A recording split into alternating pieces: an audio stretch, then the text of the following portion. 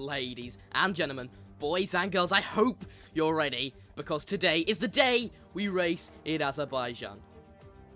Baku City Circuit then is an unpredictable 3.7 mile joyride around the streets of the Azerbaijan capital. 20 turns are there for our drivers to navigate today, with a few long straights to aid in the overtaker into the first couple corners. Turn 8 is one of the most challenging corners on the entire Formula 1 calendar, and today that will test the drivers' discipline, mindset and pace. And boys and girls, get ready, because today's going to be a good one.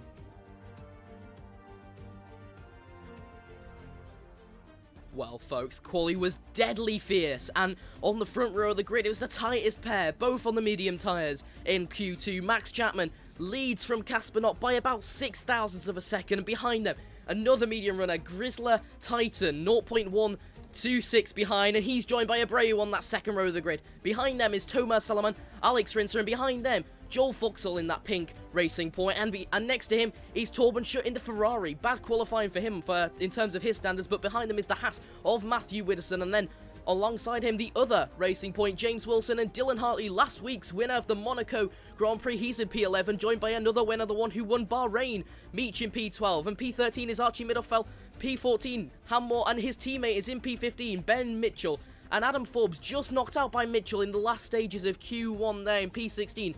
Robinson in P17, O'Mara DNF'd from qualifying 1, so he's in P18, P19 and P20 is Harper, who did not start, and Welsh, who received a disqualification. Yeah, what a race it is set to be today. I'm joined in the commentary box once again by Sam. Hello, Sam.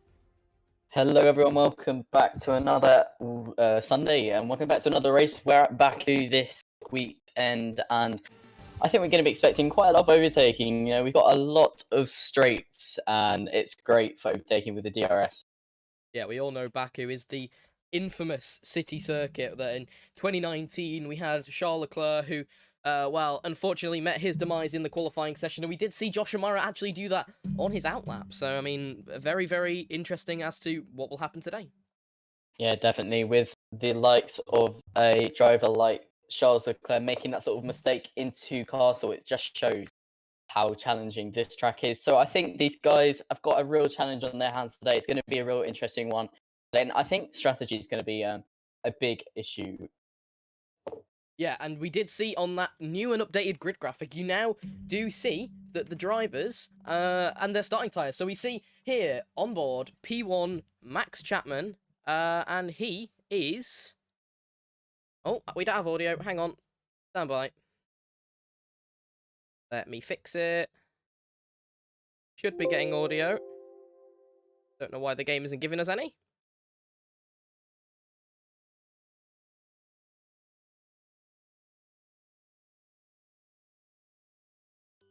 There we go. We see Max Chapman, P1, he's on the medium tyres. We've got Casper Knopp in P2, he's on the medium tyres, and P3, Titan already also on the medium tyres. But we've also got P6 and P9 on the hard tyres. I mean, I'm not quite sure for Widdowson. I think he is in the correct position, so that is definitely a Parc Fermé breach.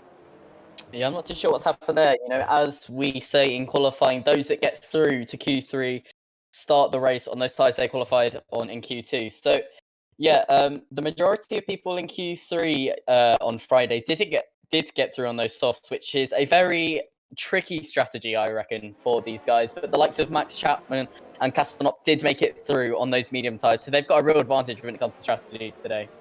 Well, I don't know. We've got quite a few people on wrong tyres, so I'm not sure whether that is to do with them accidentally selecting the wrong one, being put on the wrong one, or just going for the wrong strategy. But ultimately, they have one lap to change that.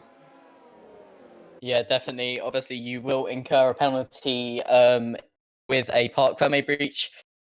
So yeah, they will be looking into that, no doubt. But hopefully that won't affect the race too much. Obviously, we have to bear in mind the potential penalties now, but we still got our protagonists, the likes of Max Chapman, Casper Knott, on the correct tyres as far as I am aware. Yeah, so basically what we've set out is that the P6 and P9, Matthew Widdowson and Rinser, they've both selected the wrong tyre set, and therefore will have 1 lap to come into the pits to change to the starting compound. So they will be allowed to continue and will not be disqualified if they remain on the if they go back onto the soft tyres. Yeah, definitely. They're going to have to do that in order to avoid getting a penalty. So that's going to really affect their race from the outset. They've got to bear in mind that they've got to make that pit stop almost straight away to get on that correct tyre set. So we'll have to see how that plays out for them. Yeah, and approaching the grid, Max Chapman just gets lining up as some of the rears are still in the middle of Sector 3. Yeah, it's a very spread out grid at the moment. Obviously, Baku is a very, very long track. So, yeah, it's inevitable that that was going to happen. But they're all lined up now. And Casper at the back of the grid is just filling into his grid spot. Yeah, and we did see Casper Meach benefit from that last position back in Bahrain. And the lights come on. Will they break again? Yes, they will. Oh, and we got someone jumping the start. Someone has jumped the start. That is one of the Haas drivers. And yeah, that's one of the Haas drivers. But away we go into the first corner at Azerbaijan. And oh, who's that? That's Casper Knopp already up into the lead. Oh, there's a turn at the back. Rinsa has had some sort of collision. But into turn 1, it is Max Chapman is behind Casper Meach. Oh, and Casper Knopp has been spun out by Max Chapman. Oh no, that's lordy. And that's yellow flag in Sector 1, and Joel Foxall up into P3, Titan in P2, but already away with it is Salomon, who has a drive-through penalty now for jumping that start. Once again, we've seen Casper not being taken out one of the very first few laps. Again, he got the jump on Max Chapman and led into turn 1. I can't believe that's happened. I didn't see the incident between them and Max, but that's really not a good start. Well, Max tried to go down the inside of turn 2, which is never something you want to do if you both got the same pace, and neither of them backed out, which meant that Casper Knopp just ultimately got his rear tyre clipped. Yeah, we saw an incident similar to that in real life between Raikkonen and Bottas, I believe. And yeah, as you said, 2 cars do not go into turn 2, so that was a very unfortunate accident. But yeah, as you said, we had a jump start, which is a very interesting one from the Haas driver of Thomas Salomon, and will have to take a drive-through penalty. Well, Casper Meach has done bits. He's already up into P12 off of that start. Yeah, he's obviously gained a lot of positions on the first lap. There was a few incidents at the back. I didn't see them. They weren't too major, but there was definitely a lot of contact. And Casper Meach sends it. Oh, no. Down the inside of Hanmore. And that's not pretty on his 1-year partner celebration. Casper Meach gets a little bit overly confident towards the man who's just celebrating today. And that's his win gone for Ian Hanmore. Yeah, and I believe Ian might have actually touched the McLaren of Josh O'Mara as well, which is a real shame. I'm not too sure. That was very, very brave from Casper and did not play out. But yeah, as he said, he's up in P11. He's going to have to be really cautious with those overtakes, though. And we'll see who starts to come into the pits as Hartley's got past Mitchell. And who's had the best start? It looks like Widdowson's gone. Oh, Meach has gone 9 places, obviously, because of that. But Widdowson up in P8 and into the first corner. Who's that going around the outside? And oh, that's Casper Meach. We just said how good of a start he's had, but he's gone into the wall at turn 1. Just overestimating. Oh, there's a big collision into turn 2. Big collision. Oh, my God. There is more action here in Baku than there was in Monaco last week. And who's that? That is Hartley up into P7. Hartley up into P9. Mitchell has overtaken him into P8. That's probably Mitchell's best start so far. Yeah, most definitely. As you said, in Monaco, it was a much cleaner start than this. Baku really proving to be very difficult for these drivers. But yeah, Casper, he went a bit too fast into turn 1 and went a bit deep. And yeah, hit the wall on the outside. Real shame for him. It doesn't look like he has any damage at the moment. This midfield is really tight. Casper Knopp and Widdowson. Obviously, he had to come into the pits to change his tyre set. Rinsa has not, so that may be a disqualification from him. Obviously, with the incorrect tyres, yeah, we see still on the hard tyre. So unless he comes in this lap to change it, then he will be disqualified, and that puts everyone back up. Currently, this is the 7th round of the Kenco Formula 1 Championship, and oh, what a god! Oh, and who's that? That's Forbes that's put his rear out through Castle. Oh, there's 2 laps in, and there's so much action already. Yeah, incredible stuff, and we've had a lot of people that have gained lots of positions on the start. The likes of Casper Meach gained 7 positions in the first 2 laps, so really, really good stuff from him. We'll have to see what he can do further into the race. But as you said, Adam Forbes got some real damage after that accident going through Castle. Now, it's really, really weird because the front 6 are bunched together, the middle 6 are bunched together, then the last 6 are all a little bit separated. So we see 2 chunks and 1 little train at the back starting to form as... Oh, who's that? That's Middlefeld trying to go for a move around the outside. Oh, Harper down on the straight. Oh, he's been squeezed out to the outside. This is like some sort of Daniel Ricciardo, Max Verstappen sort of situation we saw back in 2018. But some beautiful, beautiful racing here. No collisions down into turn 1. We see Rinser, who has not changed that tyre set, continues to race. Yeah, that is going to be a very, very harsh penalty coming his way, no doubt. A breach of parc fermé is very serious crime in Formula 1, but nevertheless, the DRS going towards that turn 1 is so powerful. We saw the Red Bull gaining so much, and going into turn 3, he's gonna... Looks like he was going to make a move, but he was a bit too far back. 3 wide, but who's that? That's Mitchell. Mitchell has taken it down into turn 5, and he's just lost his whole front portion of his wing. I'm not sure what's gone on there, but that's Middlefeld also losing a front portion of the wing. Don't go anywhere, folks, because today, Baku is crazy. Well done, Baku is a thing we all said back in 2018 and 2019 with George Russell clipping his floor on that drain post. But today, I think we've had a bit more to worry about than a drain post. Yeah, most definitely. There's a lot of action going on, and Joe Foxall is in the lead. Yeah, it's vindication for the Racing Point driver. We see him on the soft tyres, but obviously the strategy is not good. And Mitchell is out down in the back of the pack. Who's that? Who's just coming around the corner? It's Forbes and Abreu. They're quite far behind, but into Castle, I believe it was. Yeah, we see his carcass there. Oh, yeah. Into Castle, and thank God for the thing, but we knew it would happen. We knew someone would have to risk it through that area, and unfortunately Mitchell got the short end of the stick, and Titan is back onto P1. I'm afraid there's no safety car for that. Yeah, I know. That is a real shock to not have a safety car going into... Because of that incident in Castle. I mean, Andre and that Williams nearly clipped him and had to really back off. But as you said, Grizzler Titan is back in the lead. Obviously, Joe Fox was on those soft tyres, so he's not on the optimum strategy, I wouldn't say, but Titan is on those mediums, so he's going really well at the moment. This front 5 is so tight. We've got about 1 second between P1 and P5. James Wilson has got probably his best start so far. Up in P6, we see the positions gained from all of the drivers. Meech up 11 positions, and we go on board with Chapman, who is pulling about 3 Gs there through turn 5 and turn 6, and he is now eyeing up Foxall for P2. Yeah, he's gonna... If this is a move, it's gonna be very risky, but I was gonna say, going up towards the Castle chicane, it's gonna be really, really difficult to make an overtake here. Is he gonna... Yeah, he's gonna have to back off going through Castle. You do not want to be risking that. But the most important thing about this top 4 battle is that Titan and Max are on the medium tyres, and Joel and Charlie are on those softer tyres. So it's a real game of strategy as Max Chapman does get past Joel Foxall. Those red marked soft tyres just look like they've died after about 4 laps.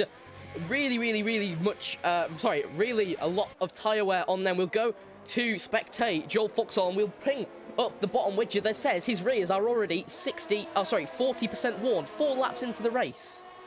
Yeah, definitely. I think some of the tyre wear calculations from these teams have been slightly incorrect. I've heard a lot of people say that the medium is the better tyre to start on just because of the amount of tyre wear there is at Baku.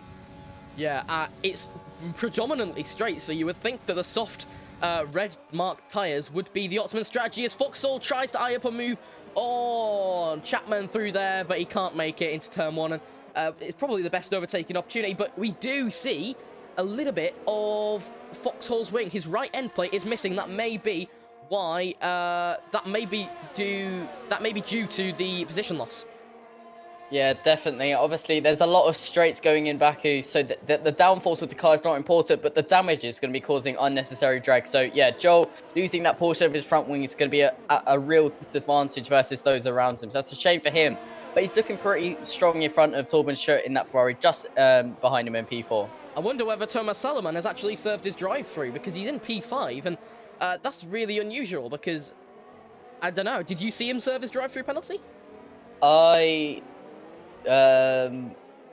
think I did, but I'm surprised that he's in P5, so I don't think he could have. Yeah, it's a little bit of a peculiar one, but regardless, he's up into P5 with the fastest lap, which shows that initially the pace of those soft tyres was remarkable, but the medium tyres are now just taking over, and in the midfield, we're looking at Casper Meech, who was just caught in that incident, and he has not got any, he hasn't got anything to worry about. He's got brand new medium tyres and a fresh wing. Yeah, and remarkably, no front wing damage. I mean, that hit into turn 1 on the wall was quite quite significant. I'm surprised he didn't get any front wing damage, but he's obviously had a bit of luck there, and he is approaching Dylan Hartley and going towards turn 1 and very, very long straight. He's going to have an amazing toe. It got very incredibly wide there through turn 18, coming into the start of sector 3, and that may be a warning from him. The stewards may decide that they think that he may have been a little bit too aggressive with the track limits there, trying to gain some time, but it's really a big decision for the stewards to make on whether something is track limits to gain time or something's track limits to save the car.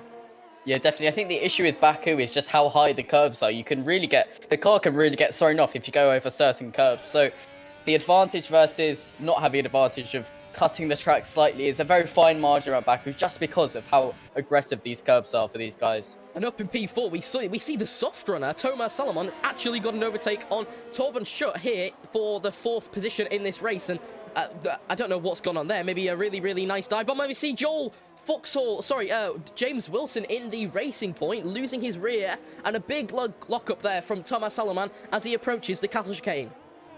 Yeah, looks like James in that racing point is really struggling. His rear end coming towards the castle section was completely out of place. So I think these soft runners are really starting to struggle. There's a gap forming between Joel and Max Chapman. Obviously, Max and Titan are on those medium tyres versus everyone else riding on the soft.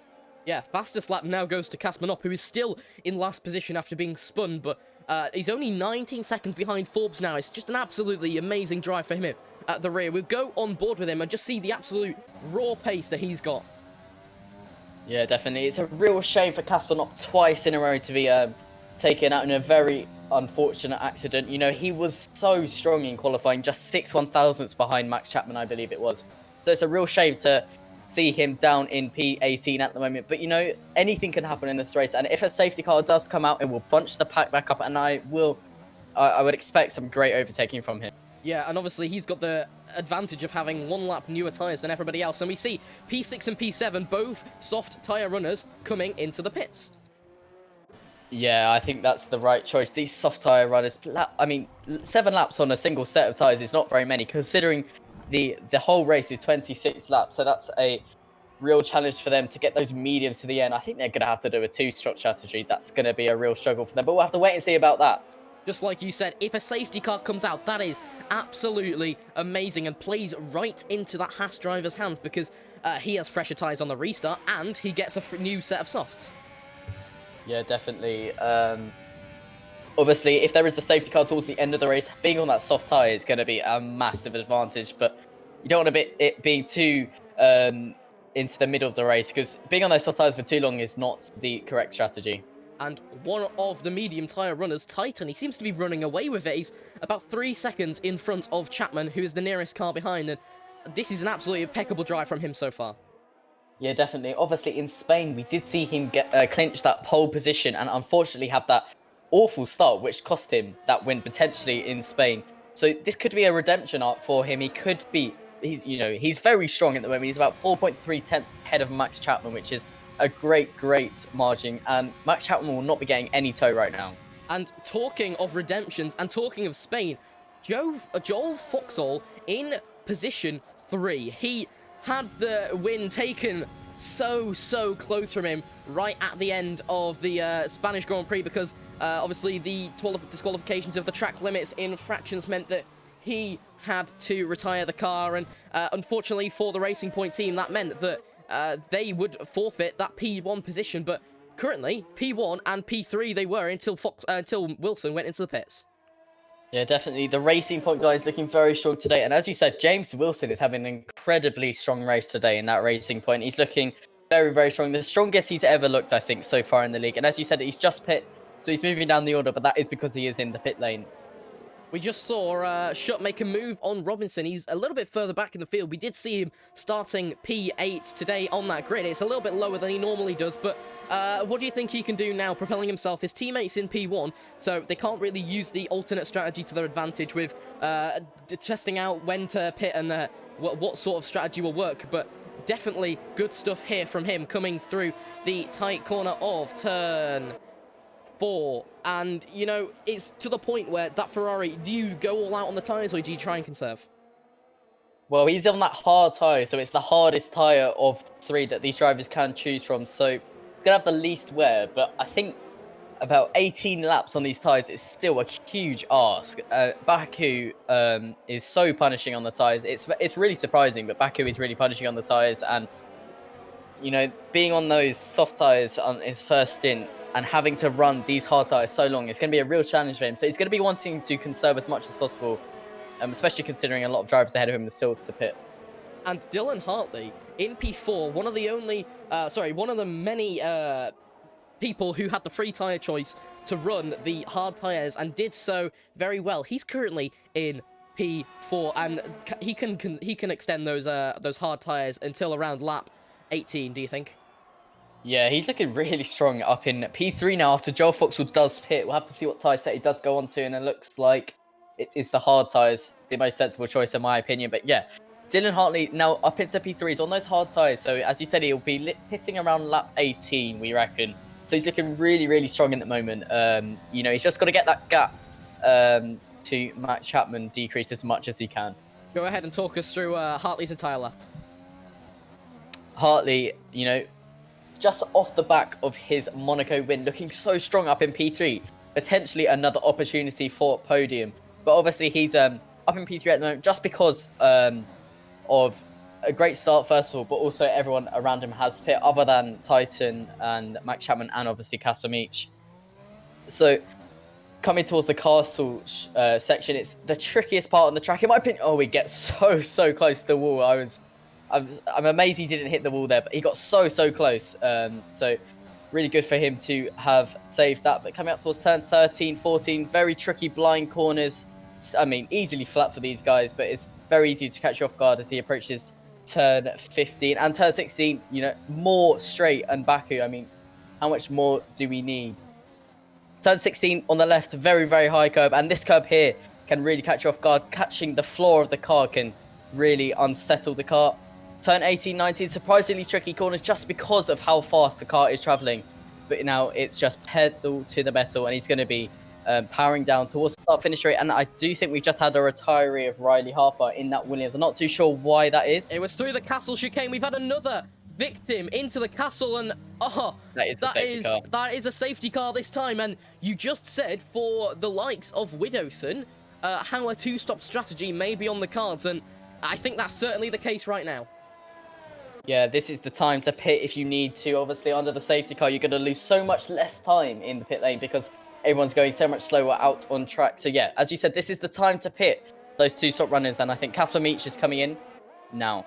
Yeah, well, this is the point at which the people who have not pitted and are on those hard tyres, we do see the likes of Robinson, Hartley, and Wilson, all of them not having pitted yet. And, Wilson has actually pitted for the hard tyres, but Robinson and Hartley on the hard tyres and haven't pitted. This is where it becomes bad for them because they cannot go onto the hard tyres, and I don't think the mediums will last to the end. So the people who can pit for the hard tyres have a massive advantage right now.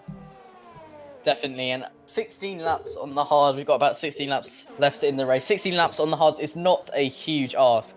So I think if you haven't pit already, now is the perfect opportunity to pit. And not only does this safety car play into lots of people's strategy, it's also going to be really beneficial for the likes of Casper after that horrible start. The pack is going to be bunched up now, and he can get those overtakes done. And in the pits, he's managed to gain a position. P16 for Casper Knopp. He has gained a position on Forbes. Amara will probably come in because they didn't want a two-stack. So Knopp looking like he's up into P15 already.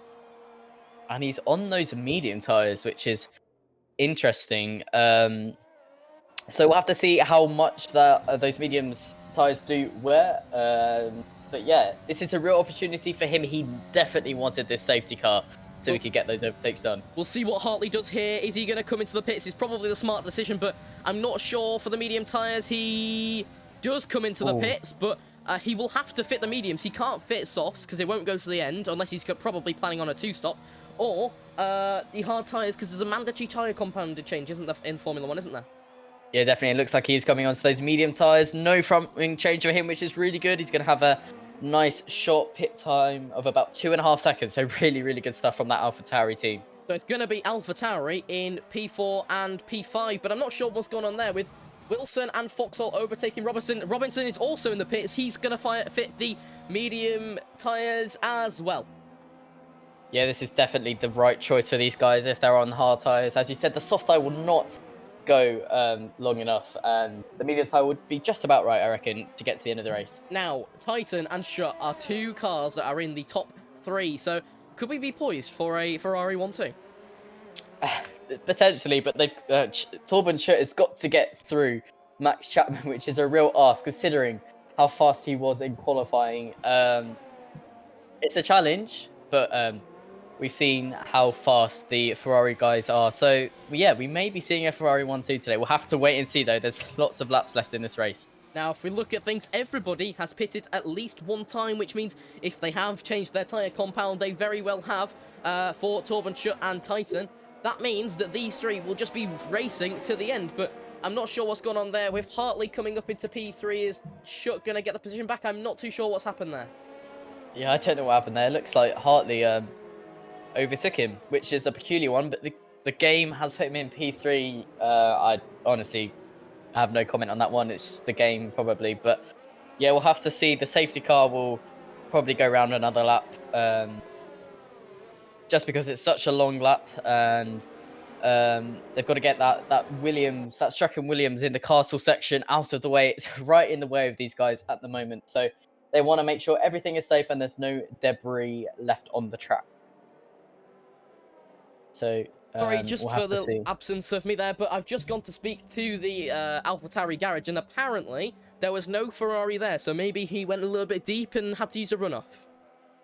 Yeah, that's a real peculiar one. I obviously didn't see that. I was riding on board with Torben Schutt, but it looks like Hartley just simply overtakes him. So I'm not sure if that was a bit of a network issue from one of the drivers, but looks like Hartley is up in P3 now, which is really good. It means that he's lost no positions under that pit stop he made.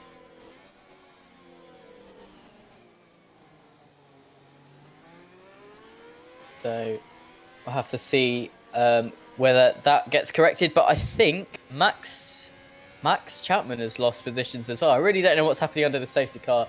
I think it is just the F1 2020 game being a bit peculiar, having one of its moments as per usual. But Max Chapman was up in P2, I believe, sandwiched between the Ferrari guys. So I'm not sure how he got into P5. We'll have to check up on that one as well, I think. Yeah, so I've been to speak to the Ferrari garage also, and they've said that that the AlphaTauri did just go past them. I don't know if it was a case that they didn't see it, or whether that's happened there, but Chapman has gone down to P5. I'm sorry, I didn't actually notice what happened there.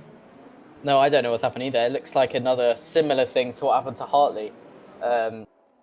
So, unfortunately, that's the issue with all of this being virtual. You've got another thing, and that is all to do with driver's internet. So, I'm not too sure what's happened there with Max Chapman, but he's down to P5. I'm going to go see what I can do about this as the steward. I'm going to go get this sorted, but if you could just talk us through some sort of strategies that would be going on. Yeah, obviously under the safety car, the field is completely bunched up, which plays into the hands of the likes of Casper Knott, because he obviously had that horrible start. So the field is much more bunched up, so it's much easier for him to make those overtakes, just because the cars are simply so much closer. But obviously, Dylan Hartley is now up into P2 after this, the few technical issues of the F1 2020 game. But I do believe, unless the safety car is going to go very late, obviously it's a very long run down into turn 1. I do believe the safety car is going to go round once again, unless the lights do extinguish. I'll have to let you know on that one. But looks like we're going to go round for another lap under the safety car. Obviously Titan in P1 looking really strong. He's got that confidence. He's going to have to do his potentially one of his first restarts in the league. So that's going to be playing on his mind. He's going to be learning off the other guys that have done restarts in the past. Like Max Chapman has done several of them, just because he's so strong and being in that front of the field. You're doing those restarts after any of the safety car periods come to an end. 13 laps remain in this race, and Hartley says that behind him is Wilson in P3 because he can't actually see Torben Schutt. I don't know what that means for this race, but that could lead to some sort of really unfortunate collision where it really shouldn't be happening. Yeah, definitely. That is a real shame for us. as viewers, but we will try and get that fixed. I'm not too sure what we can actually do about that. But according to my timing screen, Hartley is in P2, and Titan is in P1, and Charlie Torben's shirt is in P3 in that Ferrari. Yeah, so what do you think about P9 Widdowson? He's managed to battle halfway up the field, even though he had to change that tyre compound on lap 1. Yeah, definitely. Obviously, he did get that tyre compound change within that one lap after he did break the park Fermi regulation of starting the race on that Q2 tyre. So he got that done in time. But yeah, being in P9, obviously still in the points positions, he's actually not lost or gained any positions in the race, which is good, considering he had that forced pit stop at the very start of the race. He's obviously got that second pit stop done as well. He's on those medium tyres, so he's going to be on those tyres to the end of the race. So he's looking really, really strong going up to the restart. Yeah, so from the AlphaTauri garage, obviously we said that there was a few technical issues, but we're getting a team radio about that incident with Dylan Hartley. Yeah, this game's broken. I can't see him, mate. Can't see him. Now, what does that actually mean for the race start? Because if he can't see him, does that mean they're going to collide? Because obviously, one person could break more, or one person could break a little, and they might end up closing the gate, because if you can't actually see the car, you don't know how far away they are.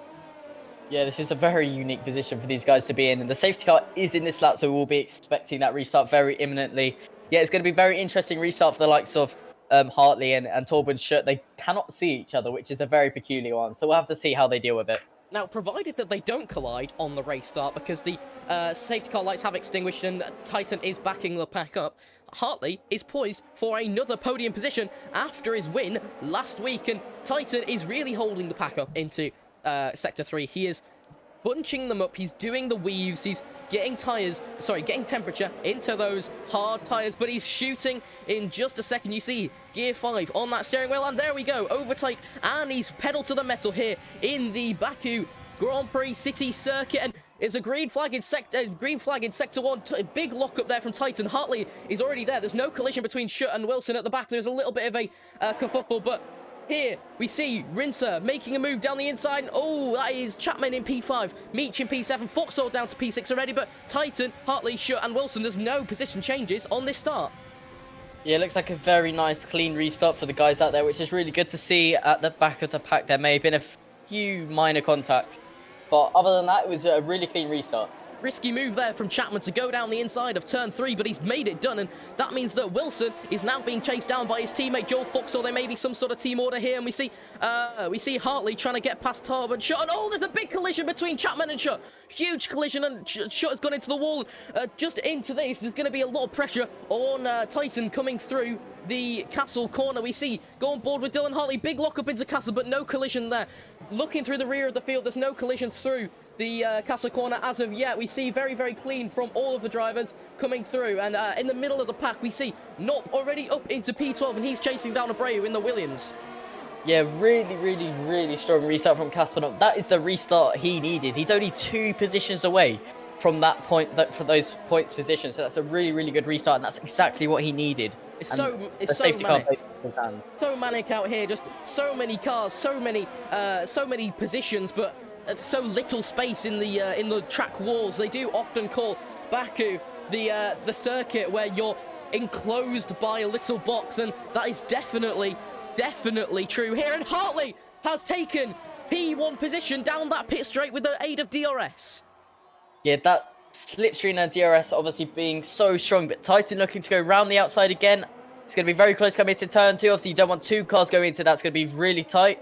Hartley's obviously ahead, and yeah, looks like a really good overtake there from Hartley, obviously with the assistance of that slipstream. But Max Chapman is now fighting against Titan as well. He looks like he's going to get a move done into turn 3. And for the second week in a row, an AlphaTauri, namely Dylan Hartley, is winning the Grand Prix. Yeah, Hartley again back into that lead, that first position. He's getting very comfortable up there by the looks of it, and he's going to want to extend this stint now.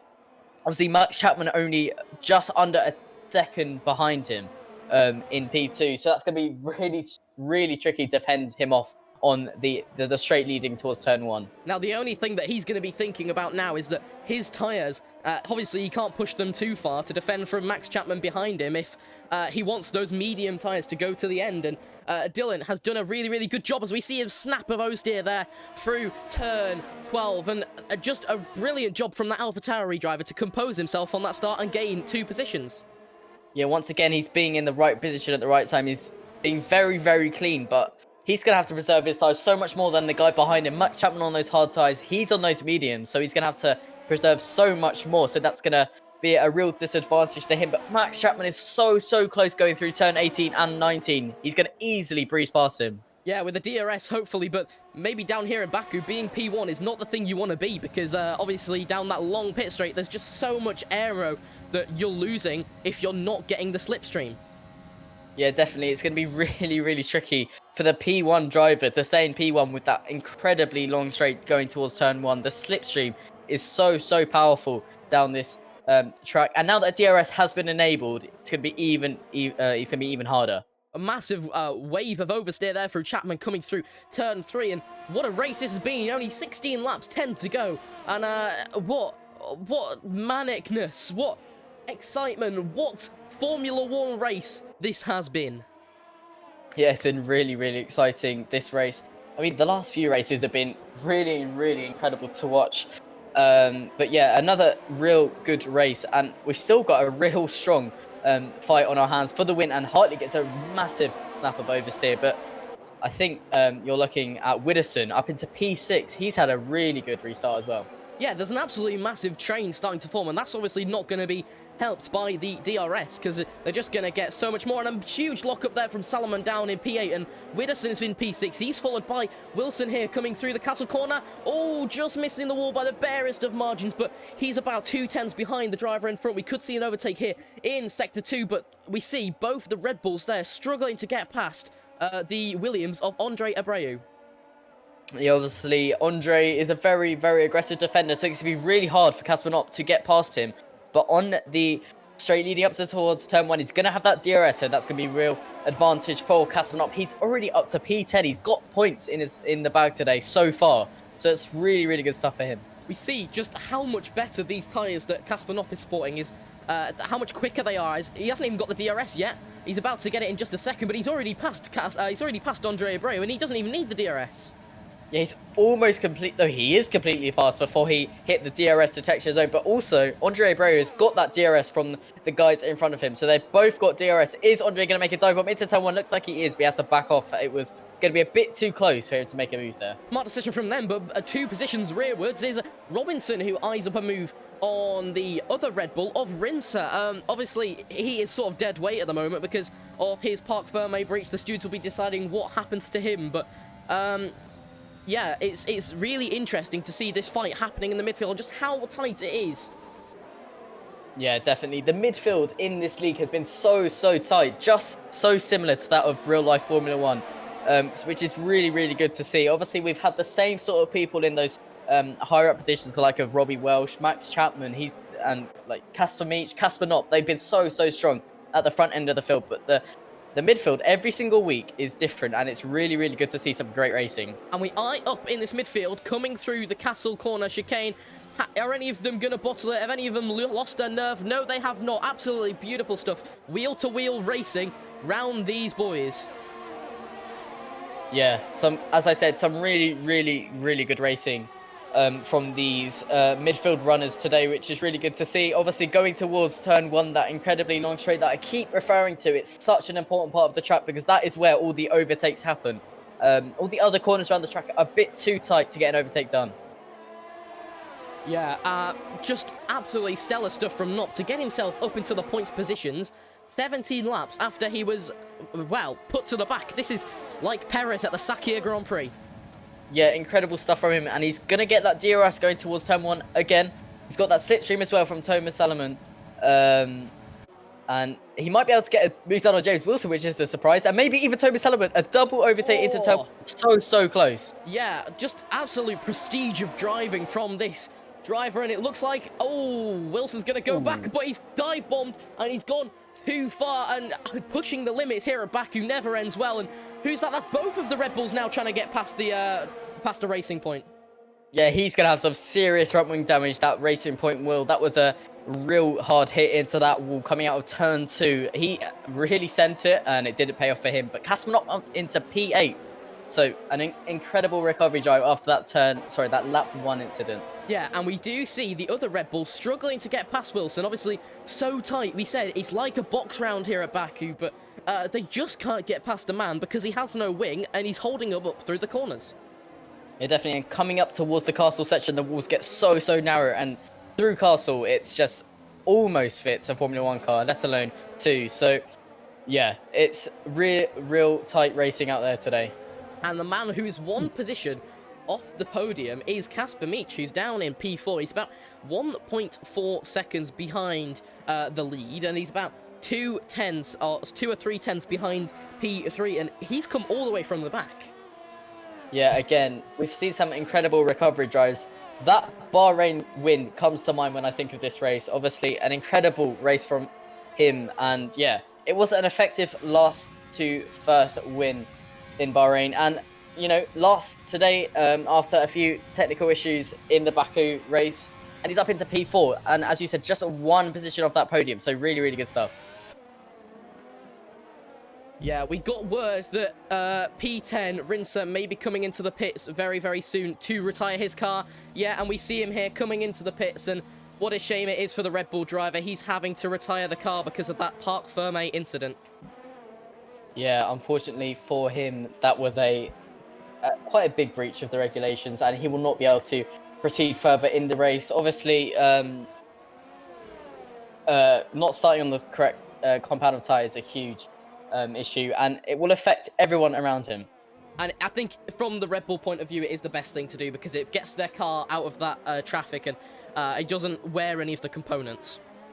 Yeah, most definitely. And yeah, they can conserve the engine, as you said, going into Canada, which will be our next race. They can conserve the engine, and yeah, that will be Rince's race done for today. And the first leg of the North American Tour starting next week with the Circuit de Gilles Villeneuve. And what a racer Villeneuve was, and up there with one of the greats such as Senna and Prost. Yeah, most definitely. And the Canada track is bound to bring some excitement. You know, we've seen some incredible races around there in real life, and it'll be great to bring the Kenco League there just next week. And it's the 3rd street circuit we'll be having in a row, and that just primes the drivers for this wheel-to-wheel races where the barrier is less than a meter away. Yeah, definitely. It's a real challenge. It's a real challenge, these street races, and the drivers have been doing really well, and we've seen some great racing in Baku and of course Monaco as well. I mean, that Monaco race was very exciting. It doesn't feel like it has already been 20 laps, but there's only 6 to go, Sam. So how do you pan the field changing as Casper Knopp, with his 5-stop strategy so far, is paying off for him? Yeah, definitely. He's obviously been pitting right at the right times. But obviously, Max Chapman P1, Dylan Hartley P2, Titan P3. They're all looking very strong at the moment. Max Chapman is about 2.2 seconds ahead of Hartley, just behind him. So that's a pretty good margin of him just trying to get out of that slipstream range. And Max Chapman's looking very strong at the moment. Obviously, we've seen a few mistakes from Chapman being in the lead previously. So he's going to be wanting to keep his head down, and yeah, he's going to want to take this one home. This is probably the tightest we've seen the field be, with only 16 seconds separating the first from the last position of the points. So yeah, good racing here, and the only real outlier is O'Mara back in P16, 50 seconds behind the person in front. Yeah, I think he had to pit an extra time just because of some wing damage. So it's a shame for O'Mara down in P16, but I feel like anything can happen at Baku, and if there's another safety car, it could all be to play for once again. Yeah, only 6 laps to go, though. Remember, that's about just under a third of the race to go. So Hartley's tyres, let's go on and have a look at him. How is he performing with the however old laps tyres those mediums are since the safety car? Well, obviously he pit as soon as the safety car came out, which is the correct thing to do. He's going to lose as little time as possible, and his tyres are looking pretty worn, about 60% on the rears. So yeah, that's a it's not terrible, but it's not great either. Obviously, Max Chapman in front of him is on that harder wearing hard tyre, so he's gonna be at a real advantage when it comes to tyre wear. Now, I think now is the point where that driver will be starting to conserve the tyres, and rather than pushing for the Alfa Romeo in front and going for the second win in 2 weeks, he would be trying to maintain the podium position and making sure, like we saw in China, one of the tyres don't blow out. Yeah, exactly. You do not want that happening on one of the last laps, and to be honest, that is when it is most likely to happen, just because of how long the tyres have been on the car. So, as you said, Hartley's going to be thinking that he's going to be wanting to stay in that P2 position. On an unrelated note, the AlphaTauri car design for next year has actually been released, and so has the McLaren down in P13, P16, and the Alfa Romeos, who are in P1 and P4, will have their livery revealed tomorrow. So, what do you think of the liveries that have been revealed so far? I love the McLaren, although it's received quite an amount of criticism just because of how similar it is to 2020. I think it's a great evolution of the livery. AlphaTauri is an interesting one. Obviously, a lot more of that navy blue and that sort of shot coming down. We'll see the majority navy blue on that car, so it's interesting. I think I prefer this one though, and obviously the Alfa Romeo livery. I've seen a few leaked images, and it looks pretty nice. Yeah. So, I mean, what's your favorite out of the three? Probably McLaren so far, right? Yeah, definitely. The McLaren livery is amazing, in my opinion. Well, if it ain't broke, don't fix it, and that's the philosophy that Chapman will be using today with the stellar strategy and the absolutely amazing. You can't fault anything he's done today. No, definitely not. Obviously, that turn 2 incident right at the start of the race between him and Casper Notwell is potentially the only sort of thing. But I didn't see what happened between those two guys, but it's a shame that he wasn't really challenged today. Obviously, I don't want to put any sort of curse on him, because there's still 4 laps left in the race, but he's looking very, very strong at the moment, and he's gained about a second and a half ahead. That last points position is just so contested with Hanmore and Widdowson fighting it out for P10, and Widdowson on the red marked soft tyres must have come for that 2-stop strategy and is getting a lot more pace from it. Yeah, definitely. But as I said, there's about 5 laps left in the race. So those soft tyres are going to be prying to be taken off by the end of this race. So it's going to be really interesting to see whether Widdowson can hold on to that P10 position just because of that tyre wear. Hanmore's looking very, very strong. Yeah, as he goes through the Castle Chicane, we see both the Mercedes and the Ferrari, the two people who could be fighting for this last points position, getting just maybe a bit too close there through Castle. It's hard to put the brakes on and go again if you are through that chicane. So, yeah, it's interesting and risky racing from these boys. Yeah, definitely. The Ferrari is going to be wanting to be as close as possible to that Mercedes, though, to get the most powerful slipstream heading towards turn 1. Obviously, Ian in that Mercedes is on those hard tyres versus Torben shot on those medium tyres. So Torben has got that tyre advantage at the moment, but leading towards turn 1, I think with the slipstream and DRS, he's going to breeze past that Mercedes. There are 3 laps to go in this race, and Casper Knopp is retiring through the field because he is in the pits to come and fit the red marked soft tyres. Yeah, that's an interesting one. Obviously, only 3 laps left in the race, so I'm not too sure why. Maybe he had a tap of the wall, because it looks like he had to replace his front wing as well, so I'm not too sure whether that was a planned decision, but maybe he's going to go for that fastest lap. He's down into P15, so he won't get any points today. Well, it may be just a case of trying to take the fastest lap away from the man who currently has it in P8. And yeah, there was a bit of that wing coming out of the pits there on the in the turn 1 entry, but 3 laps is definitely enough to catch up to the rear of the points. Yeah, it's going to be tight, but obviously we know how strong Casper Knopp is, so yeah, I reckon he'll be making some overtakes before the race finishes today.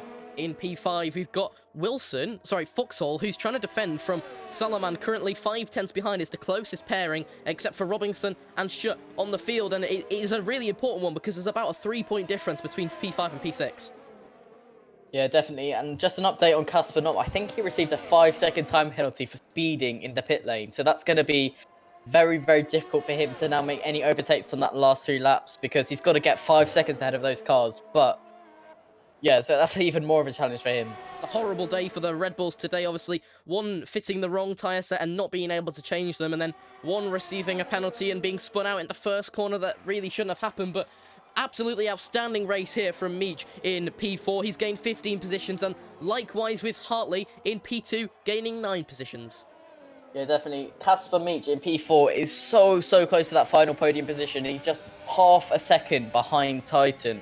He's going to be wanting that last podium position so much. He's so very close. He's just got to keep it nice and clean and going towards turn 1. He's going to get that DRS in slipstream. We're going to go on board with Meech, and go ahead and talk us through it, Sam.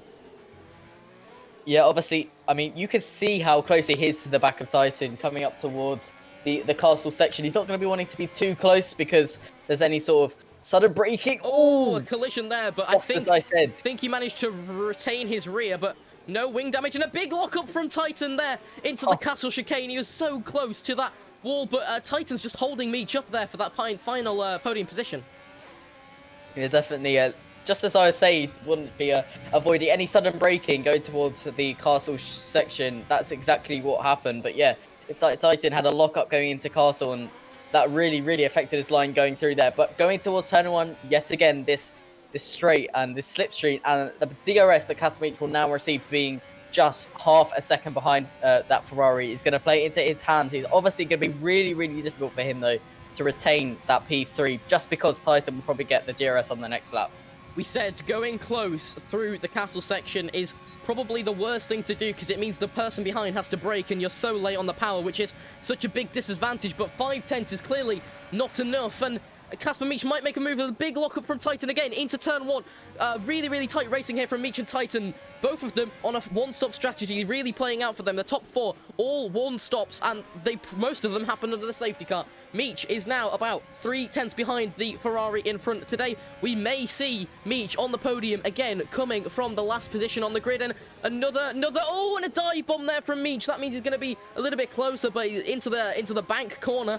He is again locking up Titan, but Meech is just trying to keep it clinical. If he can do this, 1 lap to go after this lap, and he's got it. And Robinson up into the last points position. Yeah, Casper Meech under braking so much more aggressive, braking so much later than Titan. It almost looked like he was going to go into the back of him. But as they approach the castle section again, Titan with that double lockup. I mean, that's massive. Hopefully he doesn't do it again going into castle because there's a big collision into castle, and that's Titan's lost his way, and Meech has also lost his thing, but hopefully with only 1 lap remaining this shouldn't be too detrimental to either of them, and Meech has got out wide. There's so much oversteer from both of these drivers, so they're just battling so hard. I thought we were going to see another Ferrari bin it into castle. It looked so close. I'm surprised Titan made it through there, especially with that wing damage, but I think Casper Meech is getting a bit impatient behind this Ferrari, understandably, but as he approaches the straight again, he's going to have that DRS, but obviously with that damage on that front wing, how much will that affect him is the question. Depends who has the most front wing damage, because behind, Salaman is gaining in, and with 1 lap remaining up on his teammate crossing the line, which we see in just a second, running away with it is Chapman. There is the final lap, and what a race it's been for Chapman, and what a race this could be if one of the Alfa Romeos gets into there, and Meech has passed into the first corner, but that's not over because he's got left wing and he's cut across, and there's a huge 4-wheel lockup that was very similar to what happened to Ricciardo in 2018 for the Red Bull team, and Titan is just gonna fall back because he just doesn't have the tyre life that Meech did. No, definitely. Obviously, Meech has been preserving his tyres much more effectively, and he's got so much more tyre wear. Sorry, so much less tyre wear. So he's at a real advantage with that. But I don't know if you saw that. Going to turn 3, Casper Meech is so aggressive under braking, and he's braking so late. So I think he's gaining so much time through these corners. Obviously, on the straight, there's not much you can do. But it's going to be incredibly difficult now for Casper Meech to defend. There's a huge crash in the back. That's Robinson. Robinson has had an absolutely massive collision with the Mercedes of Hanmore. Casper Knopp is up to P11 and now into P10. Casper Knopp is back in the points once again. And we go on board with Chapman, who is coming through the final sector. He's in Sector 2 right now, but he's going to go into Sector 3 just a moment through turn 16 now, and he's just absolutely run away with it. There's nothing that you can fault this boy on today. He has had an absolutely stellar drive from first to first. lost no positions. He doesn't going to be a Grand Slam because Casper Knopp, the man who was in P2, had the fastest lap, but pole and the win. It's just a perfect weekend for Chapman as he comes down the absolutely huge final straight, and I think he will be congratulated by his team as Chapman once again wins another Grand Prix, and Dylan Hartley, for the second time running, is on the podium. Yeah, and looks like Tyson has just pipped Casper Meech to that final podium position. As I said, you know, going on that final straight, it will be incredibly hard for Casper Meech to defend against that Ferrari, and he was so close to that final podium position. But after starting last, P19 to P4, I mean, an amazing effort from Casper Meech today. And as you said, yeah, yes, again, another commanding victory from Matt Chapman. And it's great to see Dylan Hartley back on that podium just after his win at Monaco. Don't go anywhere, folks, yet, because Hanmore and Middlefell are still fighting for P11. It's not the points, but and we see Middlefell actually turning on Hanmore. Then it might be a puncture. That's a puncture for Middlefell. He's got a front left puncture. Oh, just right close to the end, the tyre wear, and we see Forbes get in front of Middlefell, and he's got that time penalty. Oh, wow, what a race it's been. Robinson comes in P15, and Amara in last position. We have the retiring of 3 drivers, 2 to Castle Corner and 1 because of the tyre compound change. And yeah, boys, what a race that was. Don't go anywhere because we're going to go try and get some interviews.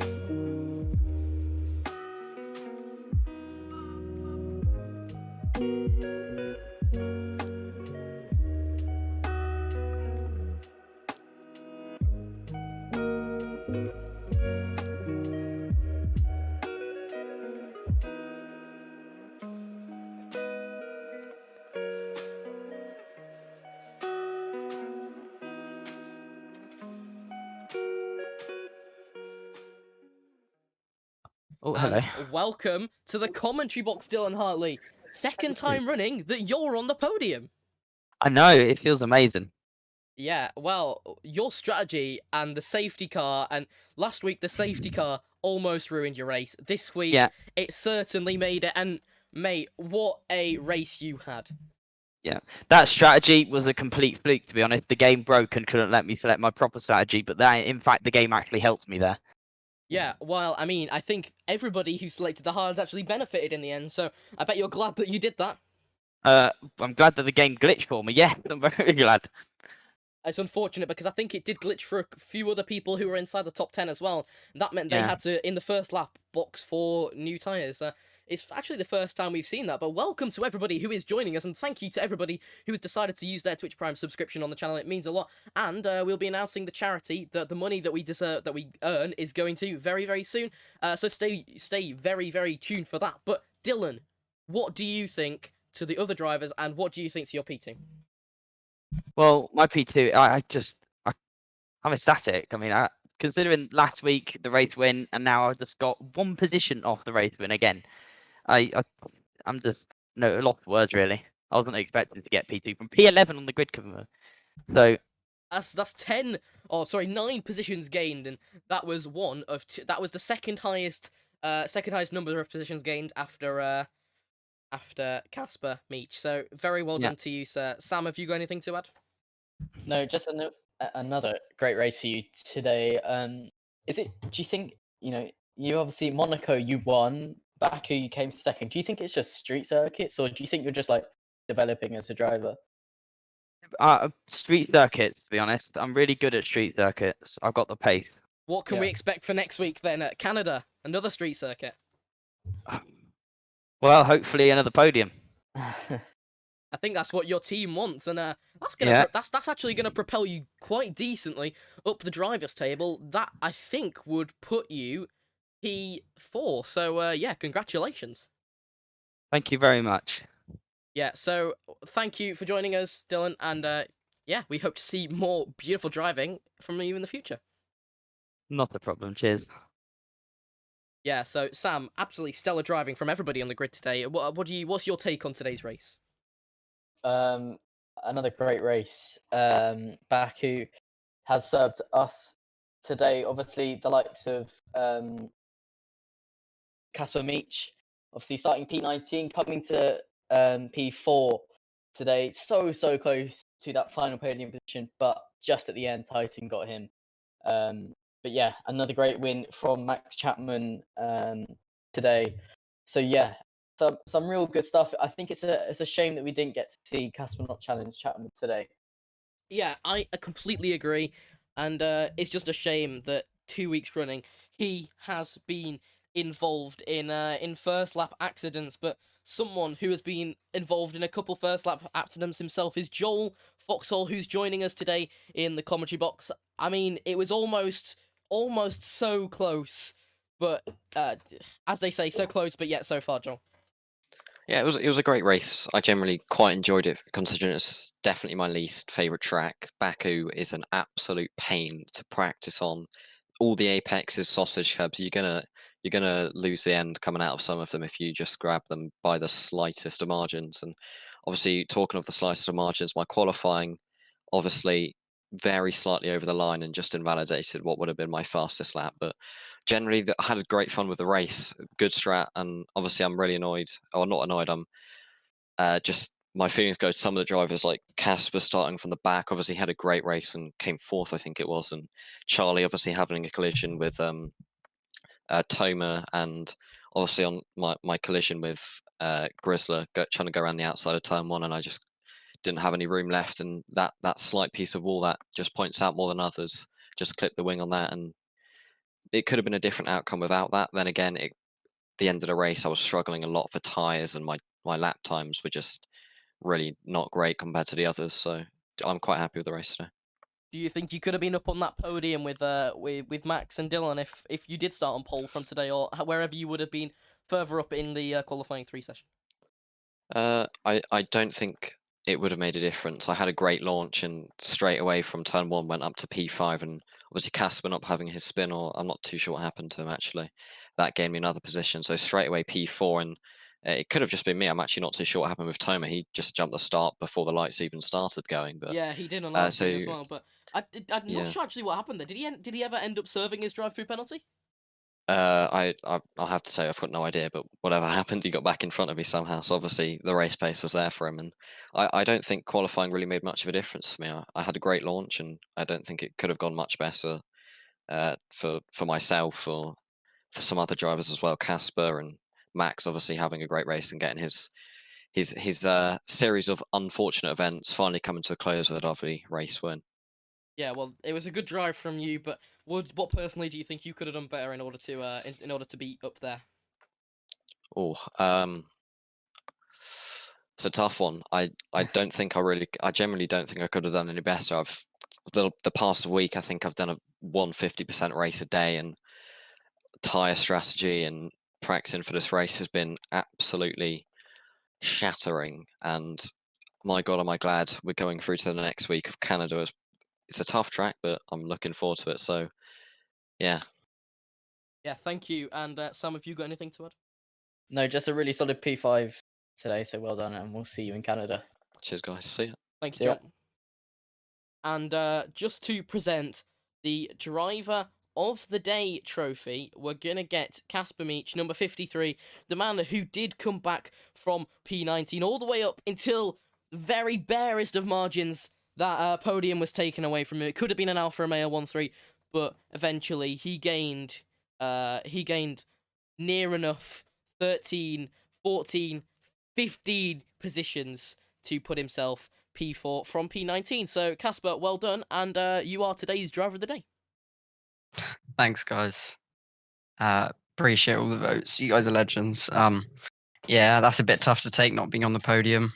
But yeah, still a nice performance to go from P19 to P4, I guess. Well, we saw it going wheel to wheel at the very end, and it was just some stellar racing showing what you had on display, so well done.